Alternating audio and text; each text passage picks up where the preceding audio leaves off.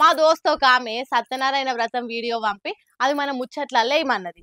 దాంట్లో ఏముందే, సత్యనారాయణ వ్రతం తెలియనోళ్ళు ఎవరు ఉన్నారు, అందరు ఇళ్ళల్లో చేపించుకుంటూనే ఉంటారు కదా అంటే, మొదలు నువ్వు చూస్తే పక్కా వేస్తావు అని అన్నది. ఇక ఆ వీడియోలో అంతగానం ఏముందని చూస్తే హావ్ నిజమే, అందరికి చూపించవలసిన ముచ్చట్నే అనిపించింది. నేను చూసుడే కాదు, మీకు కూడా చూపిస్తా పాండ్రి. సత్యనారాయణ కథ.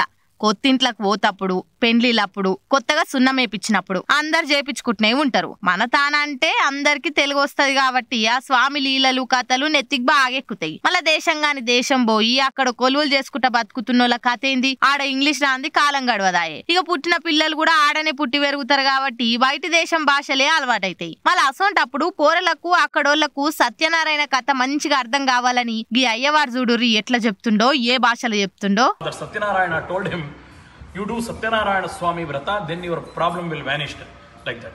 And finally, that day he went for Bhiksha. I will do Satyanarayana Swami Vrata like that because of Satyanarayana Swami's blessing. And he thought that Vruddha Brahmana told, will do Bhiksha like that. He went and did the Bhiksha. Because of Satyanarayana Swami's blessing, he got plenty of food, more money and other things like previous days.